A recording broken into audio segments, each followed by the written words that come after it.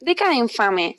Se denominó así al período que comprende entre el derrocamiento del presidente Hipólito Yrigoyen, ocurrido el 6 de septiembre de 1930, hasta el golpe militar de 1943, que diera al ala nacionalista del ejército argentino, entre cuyos integrantes se encontraba un joven oficial de nombre Juan Domingo Perón, quien, 3 años después, y mediante elecciones libres, generales y sin proscripciones, fuera elegido presidente de la nación.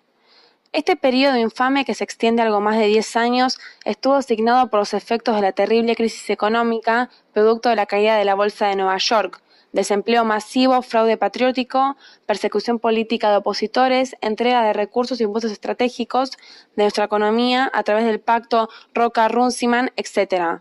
Fue el apogeo donde gobernó la élite de la oligarquía agroganadera argentina.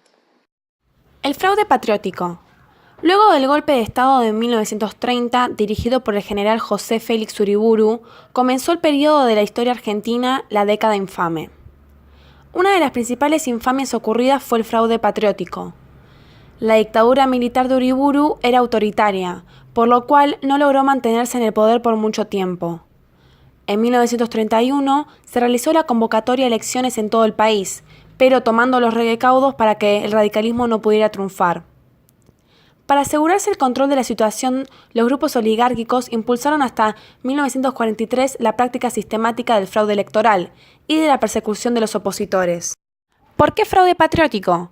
Lo llamaban así porque entendían que el objetivo de salvar a la patria justificaba el uso de métodos ilegales. Métodos de realizar el fraude: voto ilegítimo utilizando los documentos de personas ya fallecidas, apretar a los votantes que sabían que eran adversarios de los conservadores, cambiar los votos y aparcamiento de libretas. Antecedentes de la década infame. El presidente Irigoyen formó y fue reemplazado por el vicepresidente Martínez.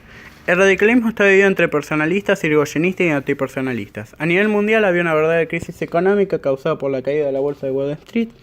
El crack 29 de la bolsa norteamericana generó una gran regresión mundial, caída de la producción, caída de los salarios y desocupación. Estos problemas no fueron ajenos a la Argentina. En 1930 hubo 10 movimientos o golpes militares, de los cuales 6 fueron exitosos. Estado 6 de septiembre de 1930. Su sustento ideológico se basó en la doctrina de facto, según la cual la idea de los gobiernos populares habían alterado el orden natural de las cosas. La solución al desgobierno estaba en eliminar el sufragio universal y la tradición republicana del sistema de los partidos políticos. La Concordancia Argentina.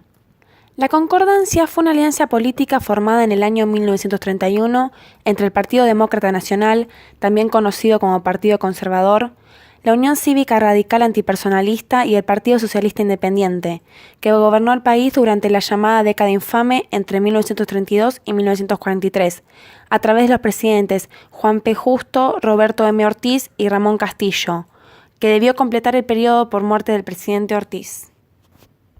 La crisis de 1930. Las medidas que tomó el gobierno fueron: en primer lugar, reabrió la caja de conversión, por lo que se deterioró el peso y lo devaluó. En segundo lugar, decidió seguir pagando la deuda externa y para ello rebajó los sueldos de los empleados públicos. En tercer lugar, trató de proteger las ganancias de los empresarios productores. Al acumularse muchas mercancías en nuestro país que no se podían vender, la consecuencia de esto debía ser la baja de los precios de los mismos y la menor ganancia o la pérdida de dinero por los empresarios. El gobierno formó juntas reguladoras de los distintos productos para limitar la producción, controlar la comercialización y eliminar el excedente de las cosechas. Para poder hacerlo, pusieron un impuesto especial a la venta de esos productos, con lo que el consumidor estaba obligado a pagar la parte de que se destruía. Los presidentes de esta época fueron José Félix Uriburu, 1930-1932, Agustín Justo, 1932-1938, Roberto Ortiz, 1938-1942, Ramón Castillo, 1942-1943. El gobierno de José Félix Uriburu. En septiembre de 1930, tras encabezar el golpe de Estado que derrocó a Hipólito Yrigoyen, el general José Félix Uriburu asumió el poder, inaugurando una dictadura de tendencia nacionalista y corporativista.